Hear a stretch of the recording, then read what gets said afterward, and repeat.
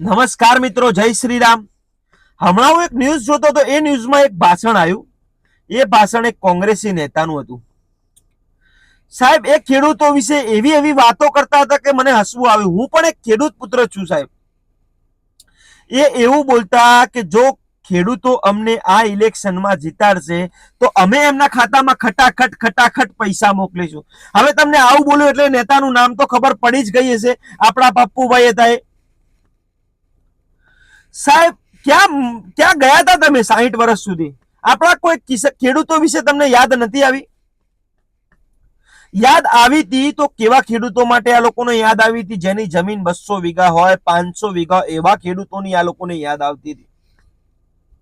સાહેબ, નાના ખેડૂતો વિશે આ લોકોએ કોઈ દિવસ કંઈ વિચાર્યું જ નથી. અને કોઈક દિવસ આ લોકોને નાના ખેડૂતો ઉપર દયા આવી હશે તો કેવી દયા આવી?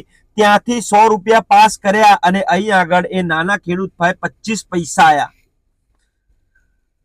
હવે એ 25 પૈસાનું એ બાજુ વાળાને ચા પીવડાવતો સાહેબ. અને અત્યાર હાલની વાત કરો સાહેબ, આપણા નરેન્દ્રભાઈ મોદી સાહેબે, આપણા માનનીય વડાપ્રધાન સાહેબે 8 કરોડ ખેડૂતોના ખાતામાં ડાયરેક્ટ, કોઈ વચોટીઓ નહીં, ડાયરેક્ટ 17,500 કરોડથી પણ વધારે રકમ ડાયરેક્ટ મારા ખેડૂતોના ખાતામાં દર 2 મહિને આવે છે સાહેબ.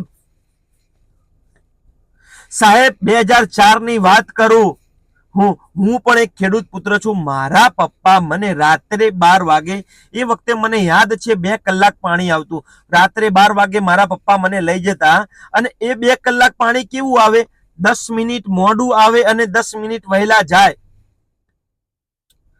સાહેબ, રાત્રે 12 વાગે આપણે ખેતરમાં જઈએ એટલે કેવો ડર લાગે તમને ખબર જ છે. ક્યાંક સાપ કરડવાનો, ક્યાંક ને ક્યાંક કોક આઈને લૂંટી જાય એનો ડર લાગતો સાહેબ. સાહેબ, અત્યાર હાલની વાત કરો, આપણા મોદી સાહેબે 24 કલાક પાણીની સેવા કરી ખેડૂતો માટે, 24 કલાક વીજળીની સેવા કરી ખેડૂતો માટે. આજે મારો ખેડૂત ખેતરમાં જાય, નળ ચાલુ કરે એટલે પાણી આવે, સ્વિચ પાડે એટલે વીજળી મળે, અને એ પણ નજીવી કિંમતમાં વીજળી આપે ખેડૂત મિત્રોને. આજે આપણા વડાપ્રધાન સાહેબ ક્યાં ગયા હતા તમે 60 વર્ષ સુધી? તમારે શું વીજળી, આ પાણી ખેડૂતો માટે નતું લાવવાની ઈચ્છા?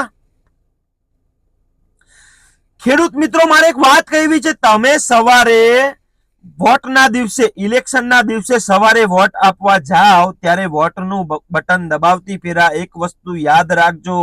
60 વર્ષ સુધી તમને લોકોએ માત્ર સારી સારી વાતો કરી, ફોસલાવીને તમારા કિંમતી વોટ લઈને આ લોકોએ 60 વર્ષ સુધી આપણા દેશને ખોખલો કર્યો છે. અને આજે આપણા માનનીય વડાપ્રધાન સાહેબ તમારા પાસે આટલું બધું ખેડૂતો માટે કરીને તમારા પાસે વોટ માંગવા આવ્યા છે.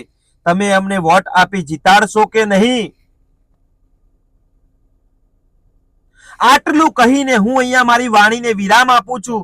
જય જય શ્રી રામ. ભારત માતા કી જય મિત્રો.